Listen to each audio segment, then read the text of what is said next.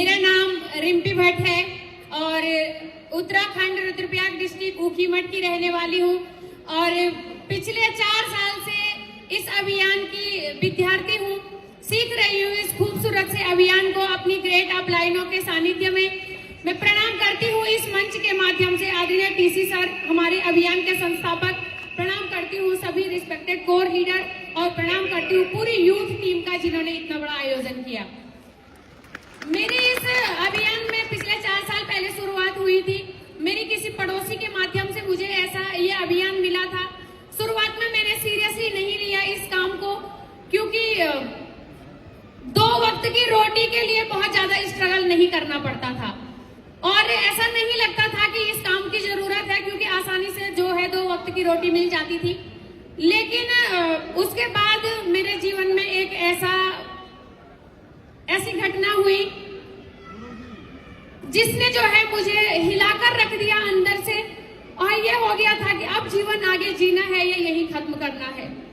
क्योंकि मेरे 2 छोटे छोटे बच्चे थे, मेरी एक बेटी 4.5 साल की और बेटा 2.5 साल का। तो 2 छोटे बच्चों के साथ में जो है मेरे पति ने मुझे छोड़ दिया था और ऐसे लग रहा था कि मैं कौन सा तरीका अपनाऊं जिससे मैं अपने आप को ही खत्म कर दूं।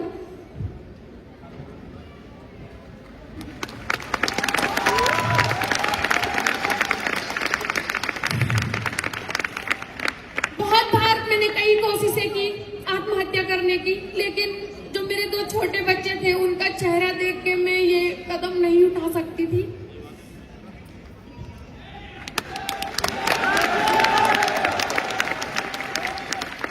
फिर जब मेरी इस संघर्ष भरी जीवन की शुरुआत हुई तो मैंने सिलाई के काम से शुरू किया।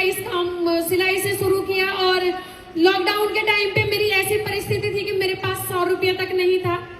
तो सिलाई से शुरुआत की, थोड़ी बहुत 4-5 हजार रुपए इकट्ठा किए। उससे मैंने कुछ लेडीज कॉस्मेटिक सामान खरीदा गांव में, उसको बेचने लगी। मेलों में ठेलियां तक लगाती थी। लेकिन उसी बीच मेरे जीवन की सफल मार्गदर्शक मेरी अपलाइन सुषमा बिष्ट दीदी मेरे जीवन में आई और उन्होंने मुझे इस अभियान का विजन क्लियर करवाया। उन्होंने मुझे बताया कि बहन, आप भी जो है कब तक सिलाई करती रहोगी, आप इस काम से बहुत बड़ा काम कर सकते हो इस अभियान के माध्यम से। और ये अभियान महिला सशक्तिकरण पे काम कर रहा है। मैंने कहा मैं कैसे कर पाऊंगी। उन्होंने कहा आपको जो है ऑनलाइन मीटिंग अटेंड करनी है और सीखना पड़ेगा यहाँ पे। तो मैंने कहा दीदी माफ करना, मेरे पास बटन वाला फोन है, मैं नहीं सीख सकती हूँ, मैं कैसे करूंगी। तो उन्होंने कहा अगर कामयाबी चाहिए तो टूल्स बहुत जरूरी है, तुम्हें लेना पड़ेगा। तो मैंने अपनी माँ से रिक्वेस्ट करके एक फोन मंगाया था और मेरी माँ ने मुझे फोन दिलाया था 9,000 रुपये का। काम करने का कोई बड़ा मकसद नहीं था शुरुआत में, क्योंकि मुझे समझ नहीं आ रहा था, क्योंकि जो मेरी अपलाइन है वो बहुत अच्छी खासी पढ़ी लिखी महिला, उनकी एजुकेशन के बारे में मैं क्या बताऊं, क्योंकि मुझे पता ही नहीं है कि वो डिग्रियां क्या होती है। उनको कहते हैं कि बीएड एमएड क्या क्या कर रखा है, यूटेड सीटेड पता नहीं क्या क्या बोलते रहते हैं वो। तो मैंने कहा ये शायद पढ़े लिखे लोगों का काम है, क्योंकि मैं सिर्फ हाई स्कूल हूँ। और मैंने यहाँ पे जो है मुझे लगा मेरे बस का नहीं है, मैं नहीं कर पाऊंगी। लेकिन मेरी अपलाइन ने मुझे विश्वास दिलाया, भरोसा दिलाया कि नहीं तुम कर सकते हो। तो शुरुआत में मकसद था सिर्फ 9,000 रुपए का फोन जो मेरी माँ ने दिलाया है उसकी कीमत वसूल होनी चाहिए। तो वहां से शुरुआत की थी।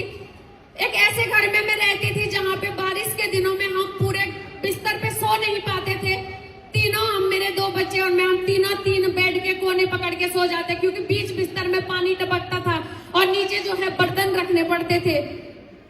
तो इस संघर्ष के साथ मैंने इस काम को शुरू किया और मैं धन्यवाद करती हूँ आदरणीय टीसी सर का, जिन्होंने सही में महिला सशक्तिकरण के ऊपर काम किया है, सिर्फ बातें नहीं। अगर आज ये अभियान नहीं होता, पता नहीं मैं इस दुनिया में होती नहीं होती, और होती भी तो पता नहीं कहाँ किस गुमनाम की जिंदगी जी रही होती। तो एक ऐसी जगह से आने के बाद जो है मुझे यहाँ पर आज इस लेवल पे स्टार पर्ल के लेवल पे हूँ। और पहली बार जब मैं नेक्स्ट जनरेशन के प्रोग्राम में आई थी, मैं उस कोने में एक जगह पे बैठी थी। मैंने यहाँ पे लोगों को सुना और मैंने कहा रिम्पी अभी तुम्हारी भी उम्र है, तुम कर सकते हो। और एक दिन जो है अंडर 30 के रूप में यहाँ पे आना है इस मंच पे। और आज जो है मैं सभी अपनी ग्रेट अपलाइनों को प्रणाम करती हूँ, धन्यवाद करती हूँ, जिनकी वजह से आज मैं यहाँ पे हूँ, जिन्होंने मुझे बहुत सपोर्ट किया, सहयोग किया। और मैं हर महिला को कहती हूँ कि अगर मैं कर सकती हूँ तो आप सभी कर सकते हैं। क्योंकि आरसीएम अभियान हर किसी के लिए, ये हमें विरासत में नहीं मिला है, ये हमें जन जन तक पहुंचाना है। और मैं बोलती हूँ अगर आप जन जन तक पहुंचाने में कामयाब हुए तो यहाँ पे कोई महिला जो है स्ट्रगल करने के बाद आत्महत्या करने के बारे में नहीं सोच सकती है, हर किसी को राह मिल सकती है। तो बहुत बहुत धन्यवाद करती हूँ मैं एक बार फिर से सभी अपनी अपलाइनों का जिन्होंने मुझे यहाँ तक आने का मौका दिया और